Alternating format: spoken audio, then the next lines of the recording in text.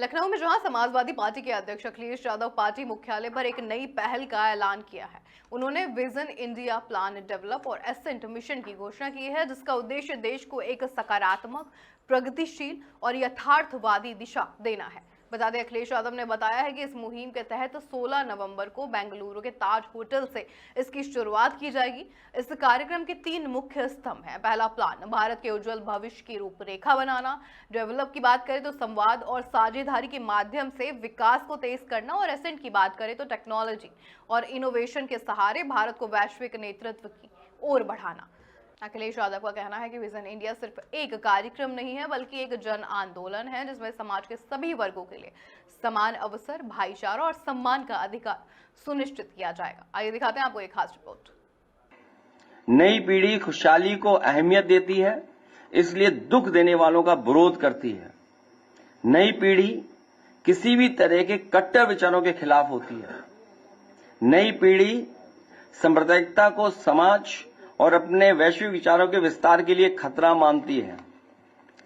इसलिए new India new vision लेकर के विजन इंडिया और न्यू इंडिया के आधार पर हम लोग काम करने जा रहे हैं। और जैसा कि समाजवादी सरकार में हम लोगों ने न केवल प्रदेश बल्कि देश को भी एक विजन दिया। एक्सप्रेसवे जब देश में बनना भी नहीं शुरू हुए थे, उस समय समाजवादी सरकार ने आगरा लखनऊ एक्सप्रेसवे और पूर्वांचल को जोड़ने के लिए और जिला मुख्यालयों को 4 लेन से जोड़ने के लिए एक रोड मैप दिया था।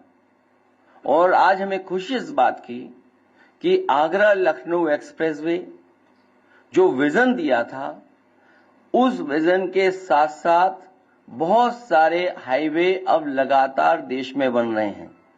कई ऐसे काम जो हमारे मैनिफेस्टो में भी नहीं थे, उन कामों को भी समाजवादी पार्टी ने सरकार में, क्योंकि विजन था कि प्रोग्रेसिव हो, पॉजिटिव हो, आगे बढ़ाएं चीजों को, इसलिए चाहे शहरों को मेट्रो से जोड़ने का काम किया हो, जिसमें लखनऊ है, कानपुर है, आगरा है, आपका नोएडा से ग्रेटर नोएडा है, नोएडा से दिल्ली को जोड़ने की बात हो, या स्पोर्ट्स के क्षेत्र में जो काम किए थे कि नए नए स्टेडियम्स बने और वर्ल्ड क्लास स्टेडियम्स बने, वर्ल्ड क्लास स्पोर्ट्स सिटीज बने, जिससे हमारे युवा आकर के परफॉर्म कर सकें या दुनिया के मुकाबले वो खड़े होकर के उन टैलेंट को भी हम आगे बढ़ाने का काम करें।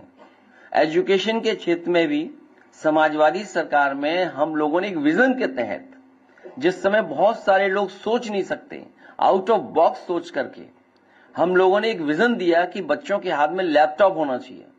और लैपटॉप वो उदाहरण बना जिसमें न जाने कितने बच्चों को आगे पढ़ने का, आगे नौकरी रोजगार पाने का, दुनिया से जुड़ने का, और हमारे साथ जो नई टेक्नोलॉजी आई उसने युवाओं को एक नई सोच देने का काम दिया। तो आने वाले समय में स्टार्टअप्स में काम करना है, आर्टिफिशियल इंटेलिजेंस में काम होना है, हेल्थ सेक्टर में मुझे याद है कि नए नए इंफ्रास्ट्रक्चर क्रिएट करना, मेडिकल कॉलेजेस बनाना, उनके साथ साथ जो ऑब्सलीट मशीन्स थी, जो ऑब्सलीट टेक्नोलॉजी की मशीन्स हो गई थी हमारे मेडिकल कॉलेज में या अस्पतालों में, उनको हटाना।